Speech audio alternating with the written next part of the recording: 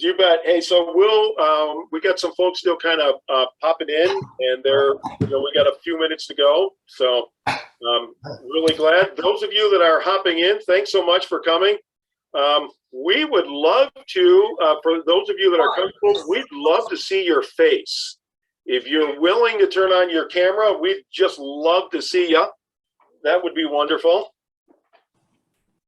And for those of you that like, oh, that's really the last thing I want to do, we get that too. I understand. But we'd love to see you hop in. And they keep buzzing in, so we're going to keep Brittany busy here for a couple moments. And I think Brock and Matthew, we're going to have a way once we get going. Allegedly, I don't know how this works. Allegedly, we can highlight you guys a little bit, so you'll jump out at us. So, hey, as you're coming on, we'd love for you if you'd be willing to turn on your camera and turn off your mic. Ah, there we go. Perfect. So turn on your camera, turn off your mic. That works perfect.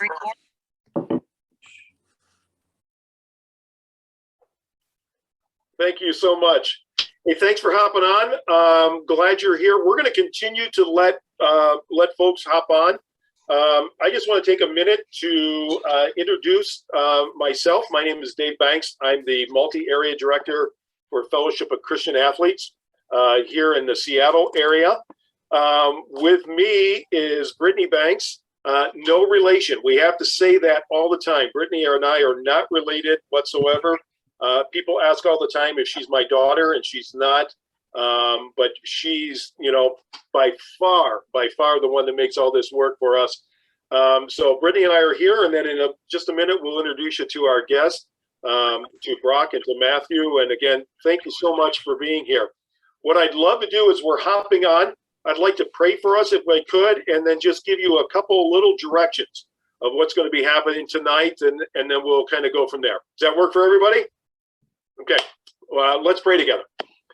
Father, again, we just are so thankful for this time together tonight. We just ask that, first of all, that you would just bless both Brock and Matthew. Thank you for their willingness to hop on and the time that they're giving tonight. And we just ask that, too, with the miracle of technology, that you would allow it to work well and just accomplish your kingdom purposes in this conversation. So again, we give ourselves to you, and we ask that your Holy Spirit would just direct at this time as we pray this in Christ's name. Amen. So, hey, once again, as you guys hop on, would love to see your face and would also love to have you mute at the same time. So if you could do those two things at once, that would be cool. So we'd love to see you on camera, and we'd love for you to mute. A couple quick things by the way of direction.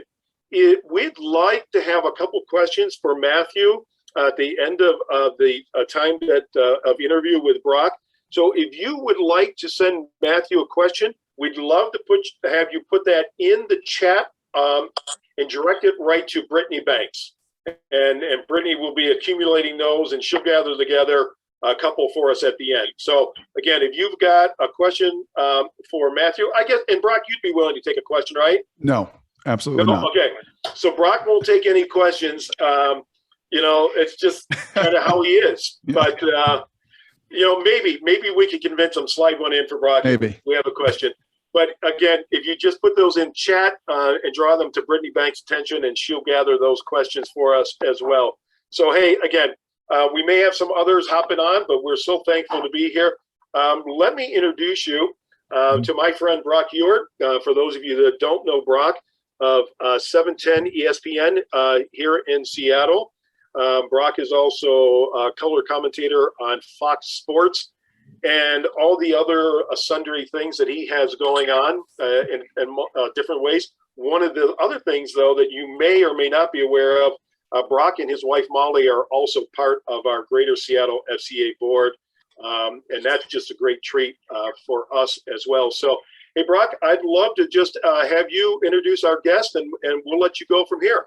Okay. Thank you, Dave. Sounds great. It is fun. I do recognize, I believe, some faces on here, some names from a few years ago when we did this. Matthew, Matthew Boyd is joining us tonight. Matthew, we did this a couple years ago with somebody that you probably watched growing up. You grew up on Mercer Island. You went to Eastside Catholic. You were an Oregon State Beaver.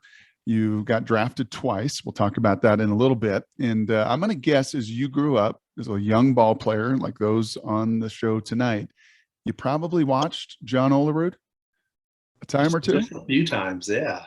So we had such a kick in the pants a couple years ago when John joined us with FCA Baseball and did such an awesome job sharing his testimony, sharing his stories, giving some of these young ball players and coaches some of his tips as far as hitting and some of the things that he loved to do. So I said to Dave, I said, man, it's the off season. A little longer off season than maybe you want right now. Maybe not with 4 under 4.5 or maybe so.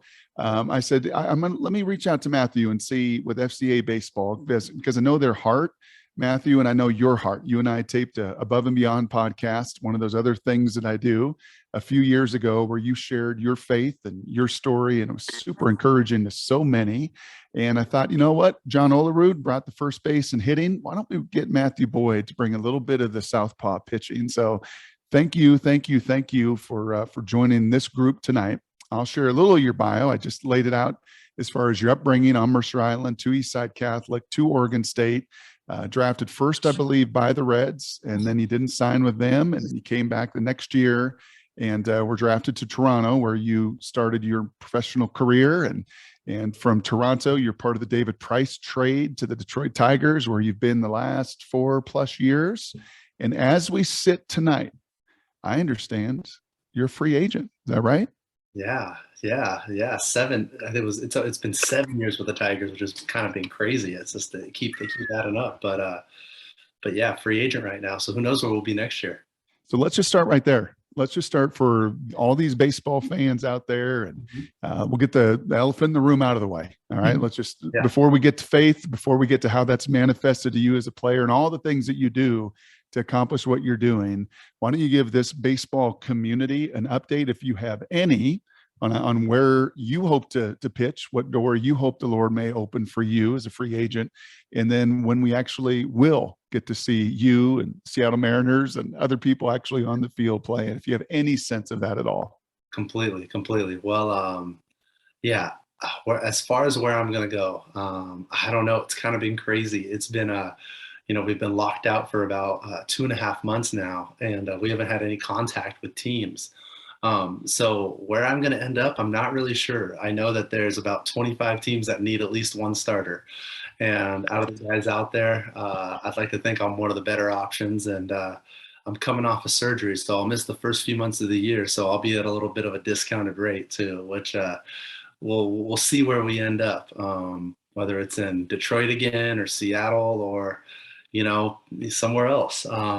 But yeah, as far as the lockout, I've been lucky enough to be our union rep still for the Tigers. So I'm still, each team has a representative. I've been the representative for the last 4 seasons.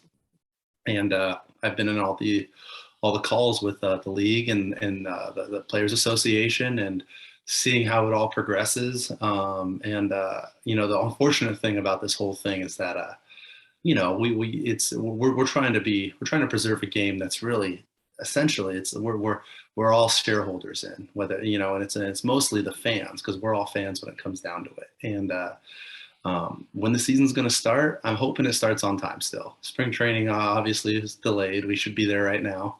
I'm hoping this thing will start. I'm hoping this next week will, bring a lot of fruit in the negotiations, kind of bring the sides together. Been praying over them consistently, and over the last about 10 days, there's been a lot of progress. So in that sense, I'm hoping that, if we were going to have this call a week from now, I might be a little busier, so let's praying that continues to be the case and that we get closer and closer to that. But hopefully sooner than later here, we'll get back to that normal way of life as late February and, playing baseball in warm weather with hope of, April 1st and, World Series championships and whatnot. Take me back, Matthew, if you can, as you see these names popping up on this Zoom call, and there's a lot of young, aspiring ball players, FCA Baseball out of Boise, FCA Baseball out of Portland, the Greater Seattle FCA, and the baseball here in the Pacific Northwest. Take me back to when you were these young kids' age or young men age. They're not just kids. The 18U team, in fact, is traveling to Arizona, playing a big tournament this weekend, as I'm sure you did. Playing baseball through junior high and high school. Take me back to their age for you when you were 13, 14, 15, 16, 17, right? And you were sitting there. Did you know this is what you wanted to do? Did you know you wanted to be, was that your aspiration, your heart's desire to be a big leaguer? I did.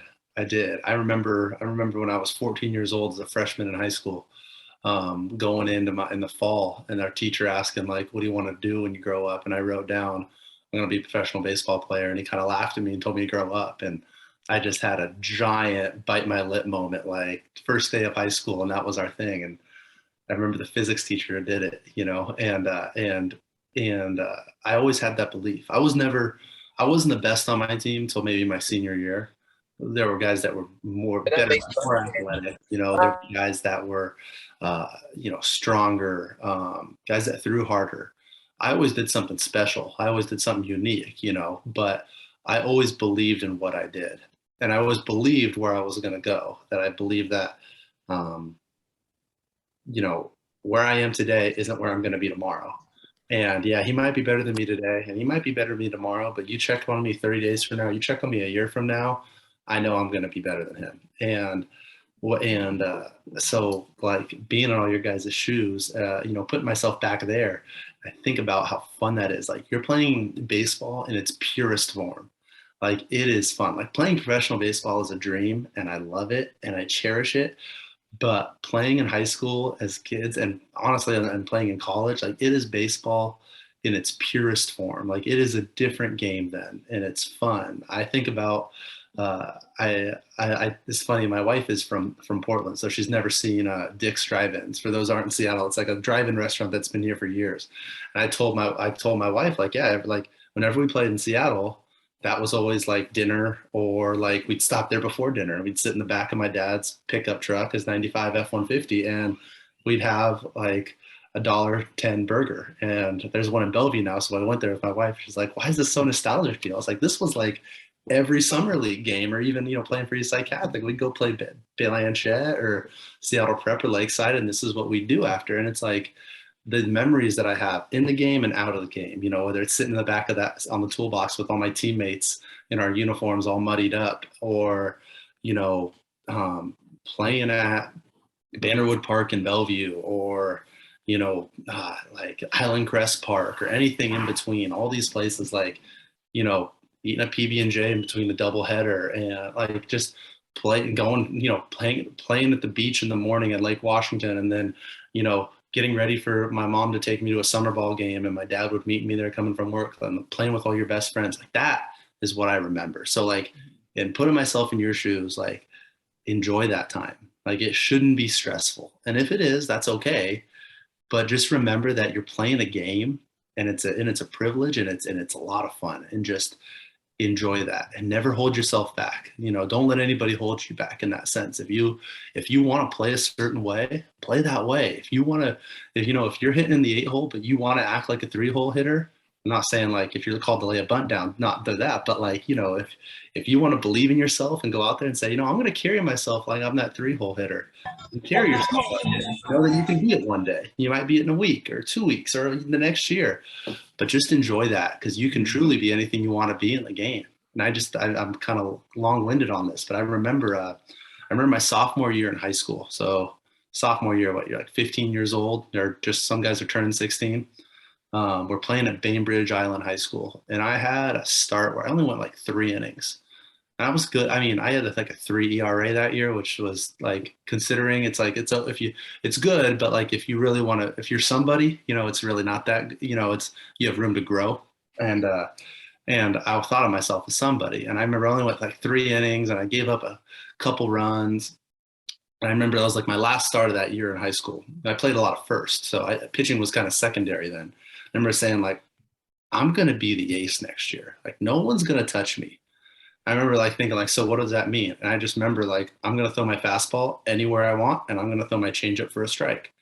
And like, sure enough, the next year I had a .7 ERA because I just had this image in my mind in late May, and then June, July, August, line up all those months in the offseason. Like I knew what I was going to do. And that first day of tryouts, the next year, my junior year, I knew exactly what I was going to do. It was like, oh, I've been building up for this day. Now it's time to like have some fun because I've done it, you know? So be that, like, be who you want to be, believe in yourself, because know that like you can truly do anything in this game. It's up to you. If it's going to be, it's up to you. So, yeah. I know what you love, and I love as well, is Fellowship of Christian Athletes and living out your faith through sport. And I love that mentality and that belief. And it reminds me of so many stories of Tom Brady, who my brother played with, or you could see with Joe Burrow, right? That same just kind of belief that you have in yourself as an athlete. Tell me when your faith for these young aspiring baseball players, and some young Christians and some older Christians on this Zoom call as well. Tell me how your faith, Matthew, manifested itself in baseball. Was there a time or two where it was, okay, I know I believe in Christ. I know he's gifted me for this, but man, it is manifesting and I am feeling his presence, his platform to play this game that I love. Yeah. Well, I remember in high school, I had those early inklings of like, you know, this is what baseball is what I do, but it isn't who I am. And understanding like I play for the Lord. You know, I saw people say that, you know, but I didn't really truly understand what it meant. I remember in high school, in college, it kind of shifted for me. It was my senior year, going into my senior year. And I remember truly I was drafted by the Reds. You don't have to sign when you're drafted. You can, you know, it's not like you don't have to declare for the draft. So if it's the deal, like you're drafted, you know, you don't, and for whatever reason you don't want to sign, you can go on. So I was a junior. I was drafted by the Reds in the 13th round. And we had a little bit of they were offering what I thought they were going to offer in terms of like the scholarship program that would help me finish school. And I remember when I was drafted, I gave this,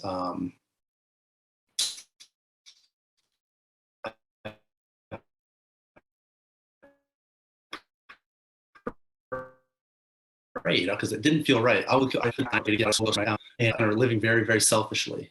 But after that name was called and I talked to the Reds and I hung up that phone, it was like, I don't know, something feels off. And this is weird. This is my dream, like in front of me. All I got to do is sign. So I prayed for a sign. I prayed, Lord, if that's clear, I should sign.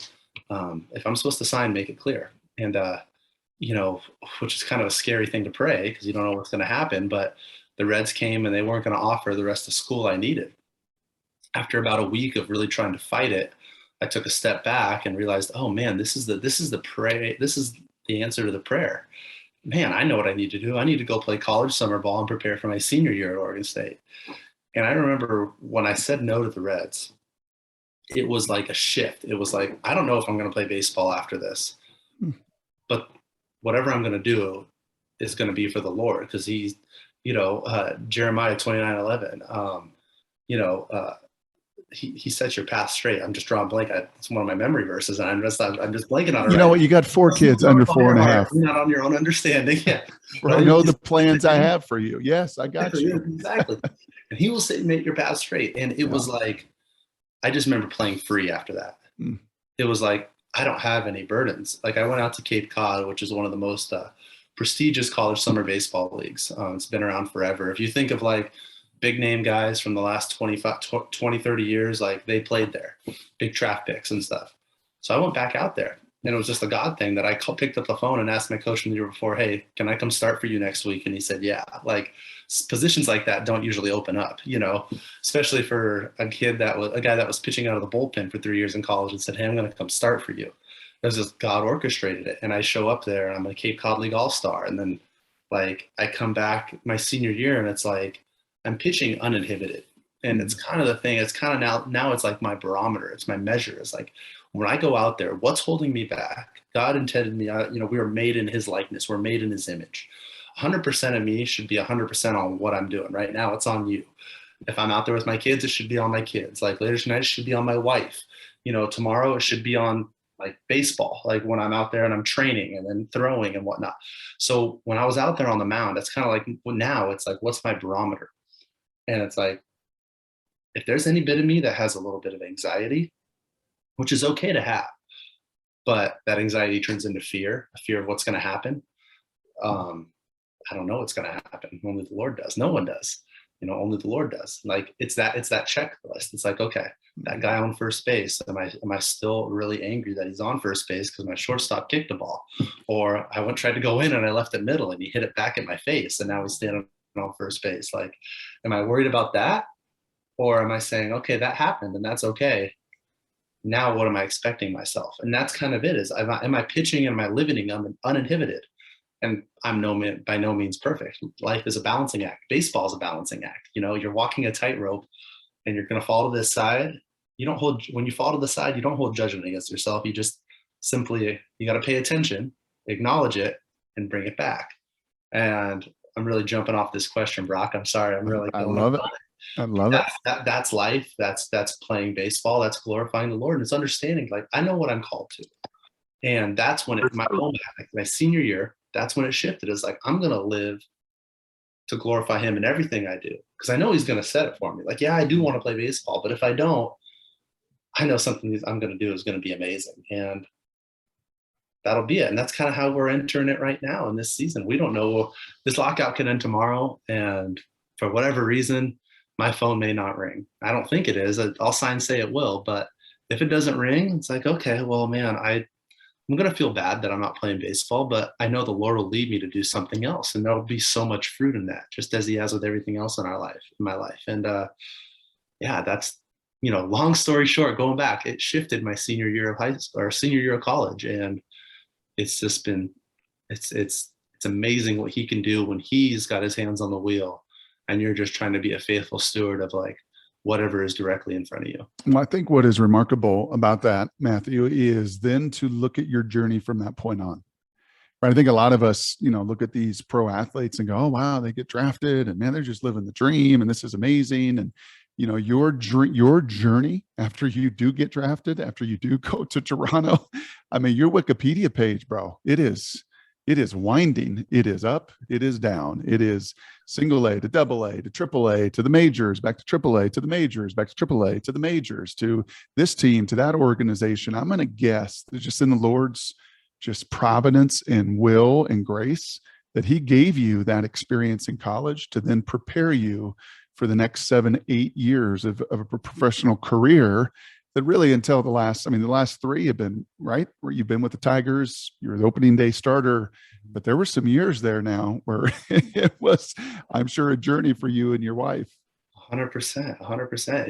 It was craziness. In 2015, we lived in 6 different cities, seven different cities and 6 different teams, My first year playing with one team in professional baseball was 2018. That was my first time I was in the big leagues full time. Every other year I was up and down, or those years before it was AAA big leagues, but it's exactly right, and it comes down to it, and it's like it was the Lord preparing me, and it's to the point where it's preparing me to today, going, I know what my game is. You can put me in Detroit, Seattle. You can put me in the biggest market, Los Angeles. You can put me in Pittsburgh. What I do isn't going to change. I know what I'm going to go do. I know what I'm going to do when the ball's in my hand. When June 1st rolls around and I get to pitch in a big league game, I know what I'm going to do. And it doesn't matter who's behind me, whether it's the best defense in baseball or the worst defense in baseball, because my game's not going to change. I'm going to go out there and attack. And whoever is 60 feet, 6 inches away from me is going to get every single bit of me. And I can't wait for that. And that's kind of the thing where it's going, okay, I've played in the big leagues for parts of 7 seasons now. I believe that if it's the Lord's will, I'm going to pitch another 15 because I know I know I've been preparing myself, and I know that this thing with my elbows is kind of a one-off, and I know what I'm going to go do. So it's like, do I know how that's going to look? Absolutely not. I don't even know what next week's going to look like, but that's okay. And that's just kind of how he's prepared me for that. And it's awesome. I wouldn't want it any other way. Matthew, I remember doing this, as some on the call do, as Dave Banks does, and Brittany when John Olerud was on. And I remember him giving a few hitting lessons. Right. Yeah. My young son, Titus, who you met, who's still loving baseball. He's at baseball practice right now, actually tonight. And Olerud was talking about how that sweet swing and how he developed going the other way and how he would stand closer and closer and closer to the tee, right? And be able to still get the barrel to the ball. And I can still imagine, I can still picture that imagery from a couple of years ago. For the young pitchers out there right now who got little goosebumps as they listen to you talk about attack mode and 60 feet, 6 inches and that mindset. For the young aspiring pitchers out there in particular, and coaches on this call, what are some of the best things, the best counsel that you would give to a young pitcher? Maybe not just about mindset, but actually some of those physical drills or the workouts and the regimen that you do, that you put in to get to where you're at today. Yeah. My dad was my coach, and he's the hardest coach I'll ever have. And, when I think things are hard, it's always like, no, what's going to be hard is the phone call on the drive home. I've got the nuts to call my dad for that 15-minute car ride back from the parking garage to home. If I really want to answer the bell on that one, or if I want to be in a better place and talk in the morning, So my dad was always mentality based. He's a military guy. And everything he did was essentially around that. And it was work ethic. And how hard do I want to work? If I don't want to work, he's not going to push me. And that's completely fine. We'll go do something else. But like a few things is understand what you do well, and be really good at that. That's one thing. I remember there's a John Wooden quote, and I don't know it verbatim, but he always he was talking on game planning, and he would said, why would I prepare for another team when I never knew what they might be doing something different? I could prepare all these games and they could have a different scheme. We're going to be the best at what we run. We're going to do what we do and be the best at it, and we're going to run it perfectly. And like as a pitcher, so those young aspiring pitchers out there, I know what I do. So like, one thing my dad taught me when I was younger was a changeup. He didn't let me throw a breaking ball till high school. Breaking ball will come around. Believe me, there'll be plenty of people to tell you to throw breaking balls when the time comes. But it's like throw a changeup. It's easier on your arm. It's easier to throw correctly, and it's one of the hardest pitches to hit in baseball. There's nothing better than throwing. You fall behind the count, and it's like, whatever, 2-0 changeup, and you watch some big, giant of a man corkscrew himself in the batter's box, swing 3 times, and then he's sitting there going, oh man, now what am I going to hit? Is he going to throw that again? Or is he going to come back with a fastball? And it's like, oh, I win. I already got you. And that's so like, for me, so understand what you do well and be very good at it. Now that doesn't mean neglect every other part of your game.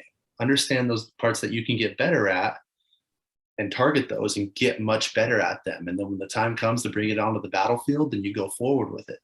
But like, I know my game plan. I know what I'm going to do. It's pretty simple. I can throw my fastball to a right-hander.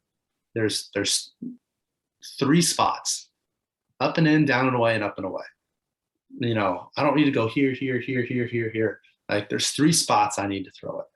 For my curveball to right-handers, there's really 1 spot, and then like throw it a little harder and it's in the dirt.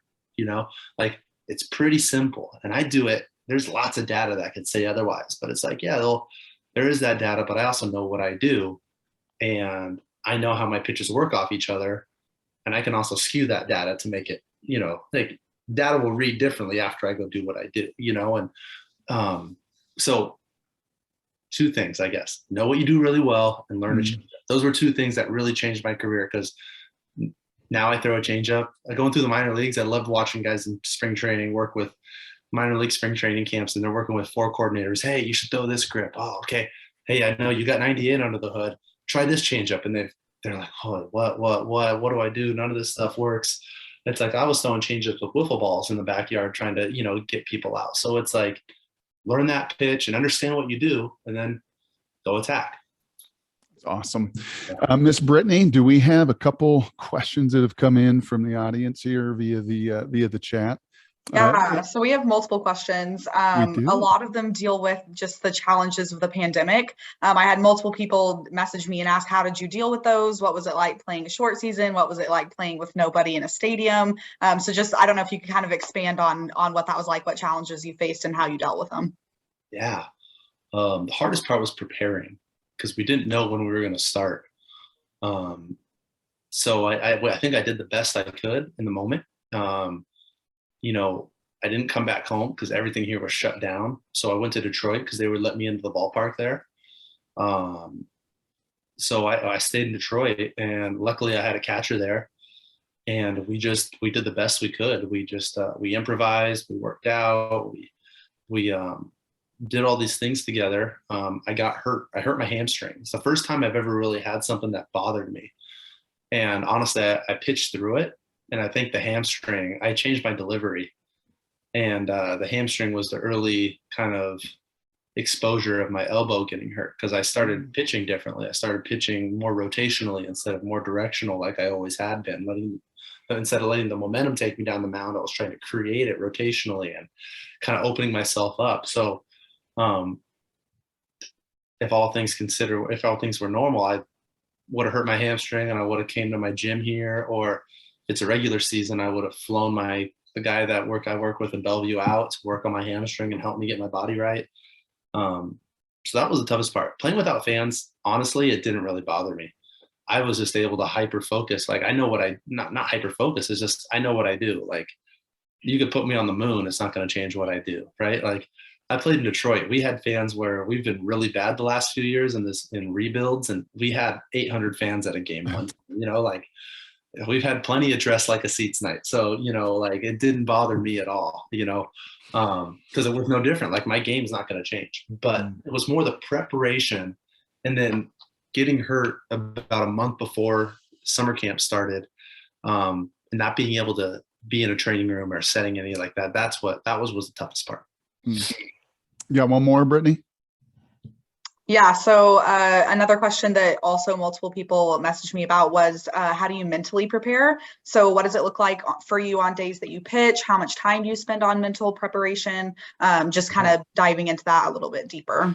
And before you answer that, Matthew, let me just share a really quick story. I think my first year doing radio at 710, the flagship of the Mariners, we get pretty good access, and we were at a game, and I didn't know you don't talk to the starting pitcher.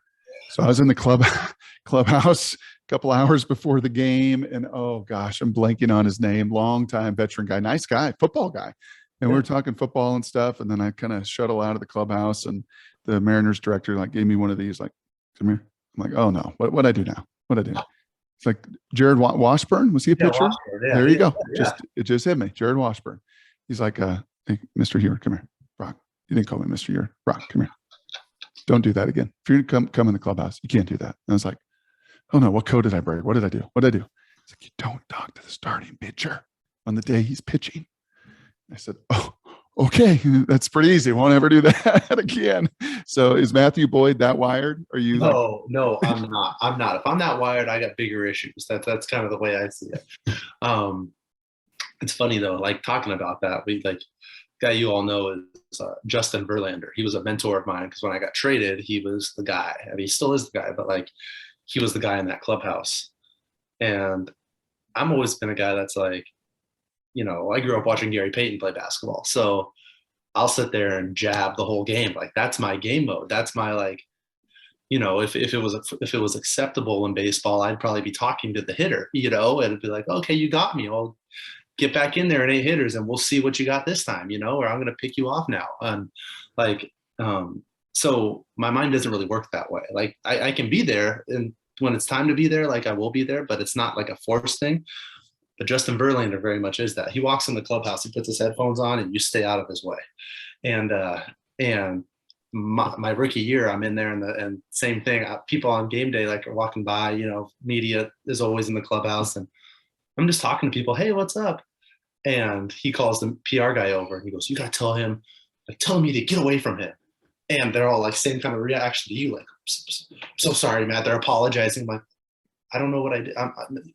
You guys are fine, And sure enough, Verlander goes over. You got to not talk to anybody on your start day. You got to be focused. It's it's 4 o'clock right now, man. I don't pitch for 3 hours. I'm going to be falling asleep here by 6. I'm going to be worn out, and that was part of the maturation process. It took me 2 years, 2015 to 17, and Ian Kinsler to come up to me before a game and say, like, I was trying to act all hard and all this. And he goes, with some other language, Ian Kinsler played a long time, real, respected player. He goes, who the bleep are you trying to be right now?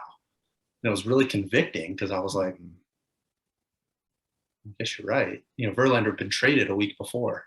So it was like, I kind of was out of his watchful eye now. And it was like, yeah, who am I? And that was part of the evolution of like understanding who I am. But sorry, with that kind of jumping on that, like, I know what I'm going to do. If you gave me a ball right now and told me I need to go pitch, I know what I'm going to go do.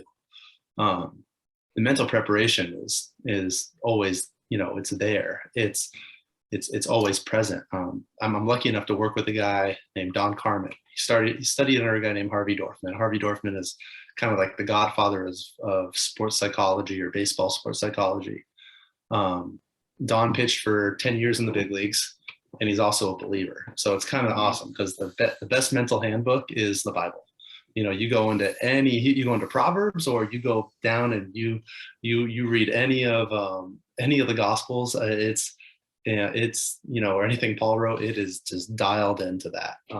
Anything in the New Testament. I mean, gosh, think about anything in James, and it's like that whole 5 chapters in there are just like chock full of it. But I work with him. I talk to him before every start. So the day before and the day after. The day after, I kind of break down what was going on and and it's not usually what goes on in the game. It's more like what happened because of what went on in the game. And then it's leading up to the start. It's okay. What's going on in my mind? And I just remember early in my career, it would be, all right, well, I've got the 2016 Blue Jays or the 2016 Yankees. And it's like, okay, well, what are you doing? I go, well, I look at the scouting report, Alex Rodriguez, I'm thinking of stats, and it's like, I'm looking at his red and hot and cold zone, and everything's hot. I don't know where to go with my fastball. He's like, oh, you probably shouldn't throw your fastball then.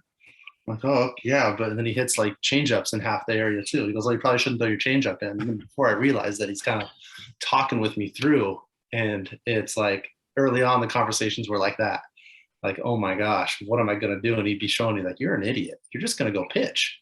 Well, because the sheet of paper, okay, the sheet of paper said you lost. You probably shouldn't go out there.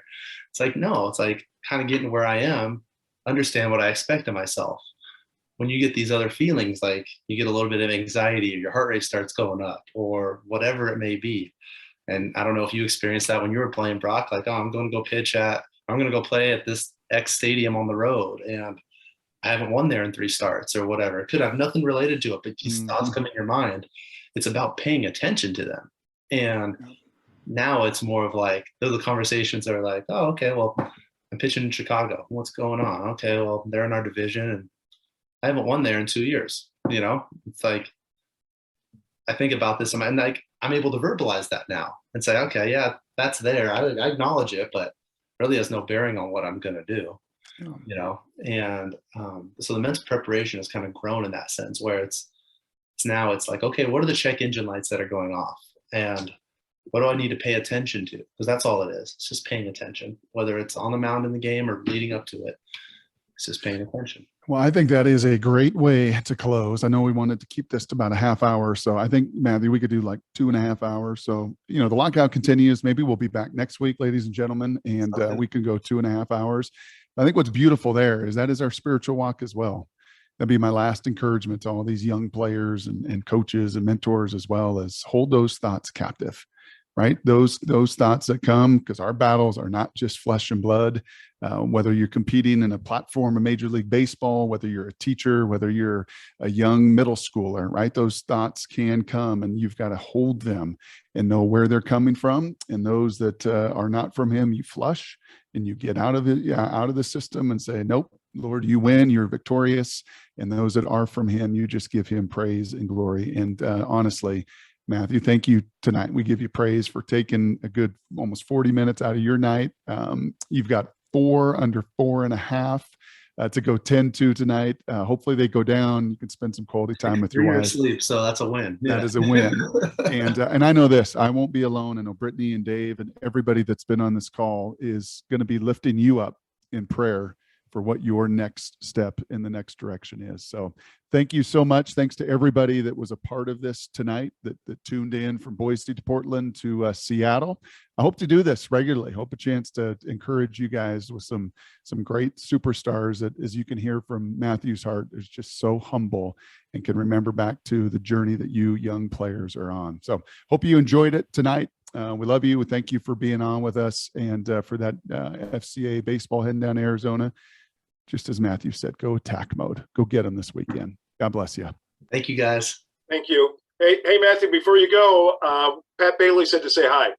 Oh, perfect. I love Bales. Yeah. He was my Oregon State. He was the guy who recruited me to Oregon State, and he runs. Is he in your role in FCA? He is. Yeah, he actually is. Yeah. So I just talked to Pat last week, and he said you're going to enjoy having Matthew. So he wanted to make sure I said hi. Oh, well, that's awesome. Thank you for that. All right. Hey, thank you again, Matt.